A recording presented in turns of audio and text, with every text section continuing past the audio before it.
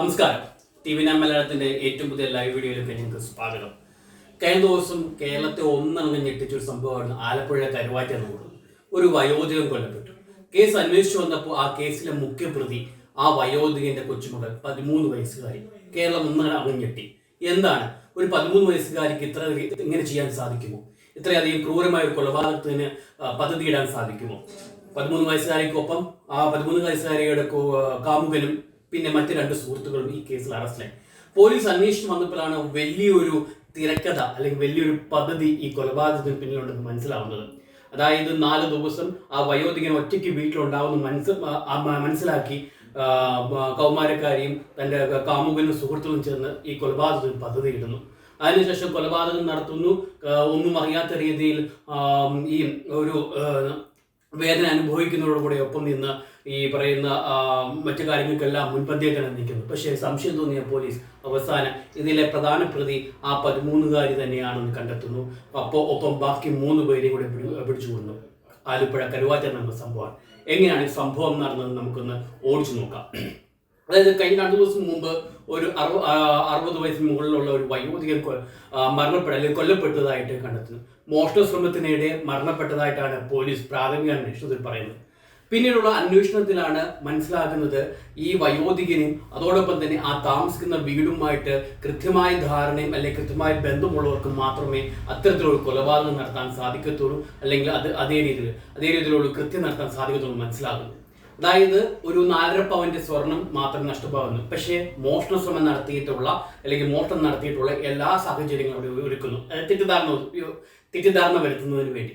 അപ്പോൾ ആ രീതിയിൽ വന്നപ്പം എല്ലാവർക്കും പോലീസിന് മനസ്സിലായത് അല്ലെങ്കിൽ അന്വേഷണ ഉദ്യോഗസ്ഥർക്ക് മനസ്സിലായത് ഈ സ്വർണം ഇവിടെയുണ്ട്. ഈ സ്വർണം ലക്ഷ്യം വെച്ചുകൊണ്ട് തന്നെയാണ് ഈ പറയുന്ന കൊലപാതകം അല്ലെങ്കിൽ ഈ മോഷണ ശ്രമം നടത്തിയതും അതിനെ തുടർന്ന് കൊലപാതകം നടത്തിയതും. പിന്നീടുള്ള അന്വേഷണത്തിലാണ് ഇതിലെ പ്രധാന മോട്ടീവ് അല്ലെങ്കിൽ പ്രധാന ലക്ഷ്യം ഈ പറയുന്ന വയോധികനെ കൊലപ്പെടുത്തുക എന്നാണ്. പിന്നെ അതിന് പിന്നിൽ ആണ് ഈ പറയുന്ന മോഷണ ശ്രമം ആണ് എന്ന് കരുതുന്നത്.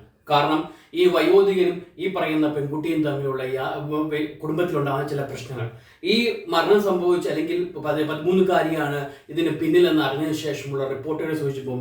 ഈ റിപ്പോർട്ടുകളിൽ നിന്ന് സൂചിപ്പിക്കുന്നത് ഈ വയോധികനും ഈ പെൺകുട്ടിയും തമ്മിൽ നല്ല രസത്തിലല്ല, അല്ലെങ്കിൽ ഏതോ തരത്തിലുള്ള പ്രശ്നങ്ങളുണ്ടെന്നാണ് മനസ്സിലാക്കാൻ പറ്റും.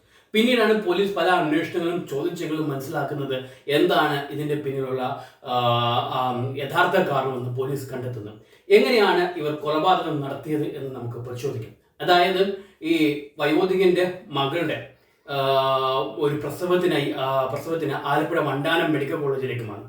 കുഞ്ഞ് ജനിക്കുന്നതോടനുബന്ധിച്ച് അല്ലെങ്കിൽ പ്രസവത്തിനോടനുബന്ധിച്ച് ഏകദേശം 4 ദിവസത്തോളം ഈ വയോധികൻ ഒറ്റയ്ക്കാകുമെന്ന് ഈ 13കാരിയായ കൊച്ചുമകൾ മനസ്സിലാക്കുന്നു. പക്ഷേ യഥാർത്ഥത്തിൽ ഇവർ കൊല്ലം സ്വദേശികളാണ്. കൊല്ലത്തെ മറ്റ് സ്വന്തം വസ്തുവും കാര്യങ്ങളെല്ലാം വിറ്റ് പിന്നീട് കരുവാറ്റയിലേക്ക് മാറി താമസിച്ചാണ്. അവിടെ അടുത്ത് തന്നെ മറ്റൊരു 2 ഇടങ്ങളിലായിട്ട് വീട് നിർമ്മിക്കുന്നുണ്ട്. ഈ വീട് നിർമ്മിക്കുന്നതോടൊപ്പം ഈ വീട് നിർമ്മിക്കുന്നതിനാൽ ഇവർ കരുവാറ്റയിൽ തന്നെ ഒരു വാടക വീട്ടിലാണ് ഇവർ താമസിക്കുന്നത്. ഈ വാടക വീട്ടിൽ താമസിക്കുന്നതിന് ചുറ്റും മറ്റ് ഈ പറയുന്ന പണിയും കാര്യങ്ങളും അല്ലെങ്കിൽ കൺസ്ട്രക്ഷൻ പണികൾ നടക്കുന്നതുകൊണ്ട് ഏകദേശം ഒറ്റപ്പെട്ട രീതിയിലാണ് ആ സ്ഥലം നടക്കുന്നത് മനസ്സിലായി. അങ്ങനെയാണ് ഈ പെൺകുട്ടി തൻ്റെ സുഹൃത്തുക്കളോടൊപ്പം കൊലപാതകം തന്നെ നടത്താം, അല്ലെങ്കിൽ ഇത്തരത്തിലുള്ളൊരു മോഷണശ്രമം പദ്ധതിയിട്ട് കൊലപാതകം നടത്താമെന്ന് വെച്ചാൽ നേരത്തെ പറഞ്ഞ പോലെ അടുത്ത 4 ദിവസത്തേക്ക് വയോധികൻ ഒറ്റയ്ക്കാണെന്ന് മനസ്സിലാകുമ്പോൾ പെൺകുട്ടി തൻ്റെ കാമുകനെ അറിയിക്കുകയും, ഇവർ കൊല്ലം സ്വദേശികളാണ്, അറിയിക്കുകയും കാമുകൻ തൻ്റെ 2 സുഹൃത്തുക്കളോടൊപ്പം ചേർന്ന് ട്രെയിനിൽ ആലപ്പുഴയിലെത്തി പിന്നെ കരുവാറ്റയിലേക്ക് എത്തിയിട്ട് ഹരിപ്പാട്ടെത്തി പിന്നെ കരുവാറ്റയിലെത്തി ഈ കൊലപാതകം നടത്തുന്നത്. ഇതിൽ ഏറ്റവും പോലീസ് രേഖകളെല്ലാം പരിശോധിച്ചപ്പോൾ വയോധികനെ കൊലപ്പെടുത്തുന്ന ദൃശ്യങ്ങൾ ലൈവായിട്ട് അല്ലെങ്കിൽ തത്സമയമായിട്ട് വീഡിയോ കോളിലൂടെ ഈ 13കാരി കണ്ടെത്തിയിരുന്നു എന്നാണ് ഏറ്റവും അതിശയം അല്ലെങ്കിൽ ഏറ്റവും അത്ഭുതപ്പെടുത്തുന്ന ഭീതിജനകമായ സംഭവം. കാരണം അത്തരത്തിൽ വലിയ രീതിയിലുള്ള പകയോ അല്ലെങ്കിൽ മറ്റെന്തെങ്കിലും പ്രശ്നങ്ങൾ ഉള്ള വ്യക്തിക്ക് മാത്രമേ ഇത്തരത്തിൽ തനിക്ക് വേണ്ടപ്പെട്ട ഒരാളുടെ കൊലപാതകം കണ്ടുകൊണ്ടിരിക്കാൻ സാധിക്കത്തുള്ളൂ എന്ന് മനസ്സിലാവും. ഈ കൊലപാതകത്തിന് ശേഷം മറ്റൊരു സ്ഥലത്തേക്ക് അല്ലെങ്കിൽ ഹരിപ്പാട്ടിലേക്ക് യാത്ര ചെയ്ത് അവിടെ തട്ടുകടയിൽ നിന്ന് വെച്ച് ആഹാരം കഴിക്കുകയും പിരിയുകയാണ് ചെയ്യുന്നത്. പക്ഷേ തങ്ങളെ പിടിക്കത്തില്ല എന്നുള്ള കോൺഫിഡൻസ് ആയിരുന്നു അവർക്ക് ഏറ്റവും വലിയ വിലങ്ങ് തടിയായിരുന്നു. എങ്ങനെ ഈ അന്വേഷണം 13കാരിയിലേക്ക് എത്തി? അതാണ് എല്ലാവരും അതിശയിപ്പിക്കുന്നത്. കാരണം ഒരു 13-കാരിയിലേക്ക് എങ്ങനെ പോലീസുകാർക്ക് അല്ലെങ്കിൽ അന്വേഷണ ഉദ്യോഗസ്ഥർക്ക് ഇവരാണ് ഇതിന്റെ പ്രധാന കുറ്റവാളി എന്ന് കണ്ടെത്തുക അല്ലെങ്കിൽ അവരിലേക്ക് എത്തുക എന്ന് പറയുന്നത് വലിയ രീതിയിൽ സംശയം ഒഴിവാക്കുന്നതായിരുന്നു. അതായത് 13-കാരിലേക്ക് എത്തുന്നതിന് 13-കാരി അവിടെ കാണിച്ച അല്ലെങ്കിൽ ആ മരണത്തിന് ശേഷം കാണിച്ച ചില സ്വഭാവ വ്യത്യാസങ്ങളിൽ പോലീസിന് സംശയം തോന്നുന്നത്. ഞാൻ നേരത്തെ പറഞ്ഞ പോലെ ഒരു 4.5 പവൻ മാത്രം. ഈ 4.5 പവൻ എന്ന് പറയുന്നത് എന്തിനു വേണ്ടി? അതായത് മൊബൈൽ ഫോണും സുഹൃത്തുക്കൾക്ക് ബൈക്ക് വാങ്ങിക്കാൻ വേണ്ടി മാത്രം ചിലവാക്കുന്ന രീതിയിൽ ഒരു 4.5 പവൻ മാത്രമാണ് അവിടെ നിന്ന് മോഷണം പോയത്. മറ്റ് വിലപിടിപ്പുള്ള സാധനങ്ങൾ അവിടെ ഉണ്ടായിട്ടും ഈ 4.5 പവൻ സ്വർണം മാത്രം വിറ്റുപോയത് അല്ലെങ്കിൽ മോഷ്ടിക്കപ്പെട്ടത് പോലീസിന് വലിയ സംശയം ഉണ്ടായി. ഞാൻ നേരത്തെ പറഞ്ഞ പോലെ തന്നെ അത് ഈ കുടുംബവുമായിട്ട് അല്ലെങ്കിൽ കുടുംബത്തെ ഏറ്റവും അറിയാവുന്നവർക്ക് അല്ലെങ്കിൽ ആ വീടുമായിട്ട് ഏറ്റവും അടുപ്പമുള്ളവർക്ക് മാത്രമേ അത്തരത്തിലൊരു കൃത്യം ചെയ്യാൻ സാധിക്കത്തുള്ളൂ എന്ന് പോലീസിന് നല്ലൊരു ധാരണ ലഭിച്ചു. തുടർന്നാണ് പോലീസ് പല രീതിയിലും അന്വേഷണം നടത്തുകയും അയൽപ്പക്കത്തും അല്ലെങ്കിൽ ആ മരണം നടന്ന അല്ലെങ്കിൽ കരുവാറ്റയിലെ വാടക വീടിനടുത്തുള്ള എല്ലായിടത്തും പരിശോധന നടത്തുകയും ചെയ്തു. അന്നേ ദിവസം ഈ പെൺകുട്ടി തന്നെയാണ് ഈ കൊലപാതകത്തിന് പ്രധാന പങ്ക് വഹിച്ച ഈ പെൺകുട്ടി തന്നെയാണ് അടുത്തുള്ള കടയിലെത്തിയിട്ട് തൻ്റെ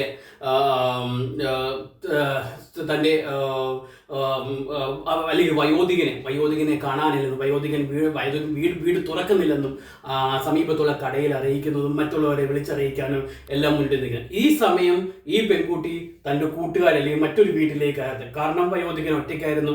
പഠന ആവശ്യങ്ങൾക്ക് വേണ്ടിയാണ് കൂട്ടുകാരുടെ വീട്ടിൽ പോയി താമസിക്കുന്നു എന്നുള്ള ധാരണ വീട്ടിൽ അറിയിക്കുന്നത്.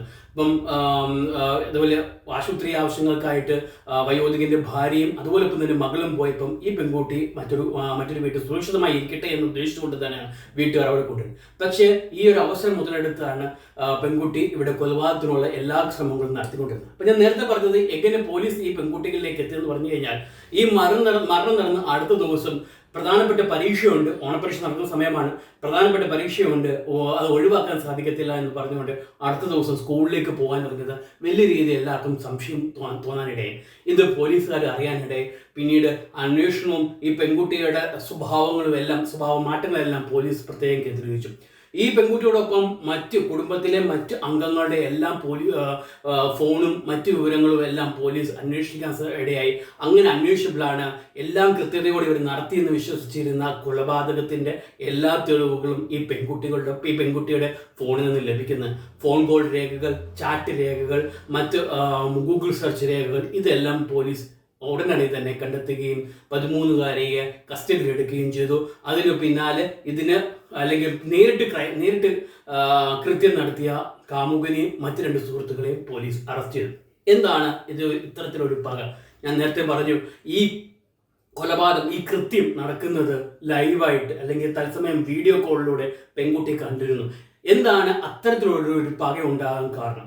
ഇപ്പൊ കഴിഞ്ഞ ദിവസം ഈ ഒരു റിപ്പോർട്ട് പ്രകാരം പോലീസ് നൽകിയ വിവരങ്ങൾ അനുസരിച്ച് റിപ്പോർട്ട് പ്രകാരം പെൺകുട്ടി നൽകിയ മൊഴി എന്ന് പറഞ്ഞാൽ പെൺകുട്ടിക്ക് ഈ പറയുന്ന വയോധികനോട് അത്യന്തികം പകയാണ് ഉള്ളത്. കാരണം ഒരു തരത്തിൽ പോലും സ്നേഹം ഈ പറയുന്ന വയോധികന്റെ പക്കൽ നിന്ന് ലഭിച്ചിട്ടില്ല. കുഞ്ഞുനാൾ തൊട്ടേ എല്ലാ കാര്യത്തിനും വയോധികൻ വിലക്കിക്കൊണ്ടിരുന്നു. കാരണം വയോധികന്റെ ഒരു മകൻ ജീവനൊടുക്കെ തൊട്ട് വയോധികൻ തൻ്റെ മറ്റു കുടുംബാംഗങ്ങളെ അല്ലെങ്കിൽ മറ്റുള്ളവരുടെ കാര്യങ്ങളെല്ലാം ഭയങ്കര ഒരു കർശനമായ രീതിയിൽ അല്ലെങ്കിൽ കണിശത കാണിച്ചുകൊണ്ടിരുന്നു. ഇത് പെൺകുട്ടിയെ വലിയ രീതിയിൽ ബാധിച്ചു. പുറത്തേക്ക് പോകാനോ മറ്റുള്ളവരോട് കൂട്ടുകൂടാനോ ഈ രീതിയിൽ വലിയ പ്രശ്നങ്ങളായി. 2 വർഷം മുമ്പാണ് പെൺകുട്ടി ഈ പറയുന്ന തന്നെ ആൺ സുഹൃത്തുമായിട്ട് അല്ലെങ്കിൽ കാമുകനുമായിട്ട് പ്രണയബന്ധത്തിലാകുന്നത്. ആ പ്രണയബന്ധത്തിലാകുന്നതും പിന്നീട് ആ 2 വർഷത്തെ ബന്ധം മനസ്സിലാക്കിയിട്ടാണ് ഈ പറയുന്ന വയോധികനെ കൊലപ്പെടുത്താനുള്ള പല പദ്ധതികളും ഇവർ നടത്തിയിട്ടുണ്ട്. വിഷം ചേർത്ത് നൽകാനും വണ്ടി ഇടിച്ച് കൊലപ്പെടുത്താനും ഇവർ പദ്ധതിയിലുണ്ടെന്ന് പെൺകുട്ടി പോലീസിന് മൊഴി നൽകിയിട്ടുണ്ട്. അതിനുശേഷമാണ് ഈ പറയുന്ന 4 ദിവസം വയോധികൻ ഒറ്റയ്ക്കാണ് മനസ്സിലാക്കിയിട്ടുള്ള ഈ ഒരു ക്രൂരമായ കൊലപാതകത്തിലേക്ക് എത്തിയിരിക്കുന്നത്. അതായത് ഒരു തരത്തിലും പെൺകുട്ടിക്ക് ഒരു സ്വാതന്ത്ര്യം ലഭിക്കാത്ത രീതിയിൽ വയോധികൻ പെൺകുട്ടിയോട് പെരുമാറിയിട്ടുണ്ട് എന്നതാണ് ഈ പറയുന്ന പകയ്ക്കുള്ള പ്രധാന കാരണം. അതിന് കൊലപാതകം അതിന് ആ വയോധികനെ ഇവിടുന്ന് മാറ്റി നിർത്തുക അല്ലാതെ മറ്റൊരു പോംവഴിയും അവർ കണ്ടെത്തിയില്ല. അതിനായിട്ട് വിഷം നൽകി കൊല്ലാനും കാറടിച്ച് കൊലപ്പെടുത്താനും ഏറ്റവും അവസാനം ഈ പറയുന്ന രീതിയിൽ മോഷണ ശ്രമത്തിന് കൊലപാതകം നടത്താനും ഇവർ തീരുമാനിച്ചു. ഇത്തരത്തിലാണ് ഈ പകയെന്ന് പറയുന്നത് കേവലം മൊഴിയിൽ മാത്രം നിൽക്കുന്നതല്ല, പെൺകുട്ടികളുടെ ഡീറ്റെയിൽ ആയിട്ടുള്ള മൊഴിയിൽ നിന്ന് മനസ്സിലാക്കും എന്താണ് ശരിക്കും സംഭവിച്ചത്. ചില റിപ്പോർട്ടുകൾ അനുസരിച്ച് വയോധിക മോശമായി പെരുമാറി നടക്കുകയുണ്ടെന്ന്, പക്ഷേ ഒരിക്കലും പോലീസ് അത് സ്ഥിരീകരിച്ചിട്ടില്ല. ഇനിയും എന്താണ് ഈ കേസിൽ നടക്കാൻ പോകുന്ന കാര്യം?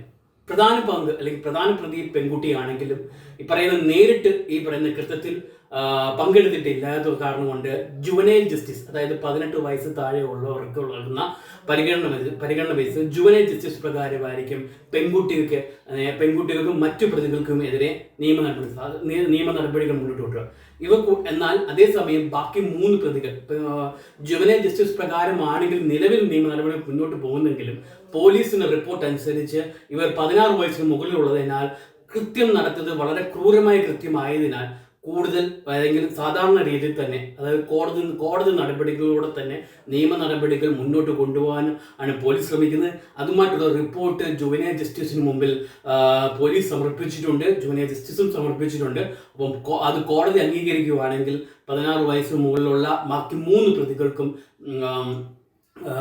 വലിയ രീതിയിലുള്ള ക്രിമിനൽ കുറ്റങ്ങൾ നേരിടേണ്ടി വരും. ആ രീതിയിൽ 18 വയസ്സിന് മുകളിലുള്ള സാധാരണക്കാരെ പോലെ തന്നെ ജയിൽവാസത്തിന് ഇടയാകേണ്ടി വരും എന്നാണ് ഇനി കാത്തിരിക്കേണ്ടത്. അപ്പം ഇത്തരത്തിൽ നിങ്ങൾ അതിശയിപ്പിച്ച ഈ 13-കാരിയുടെ കൊലപാതകത്തിൽ നിങ്ങൾക്ക് ഉള്ള ഒരു ഡീറ്റെയിൽ ആയിട്ടുള്ള കാര്യങ്ങൾ കിട്ടിയെന്ന് വിശ്വസിക്കുന്നു. മറ്റൊരു വീഡിയോയുമായി വീണ്ടും വരാം. നന്ദി, നമസ്കാരം.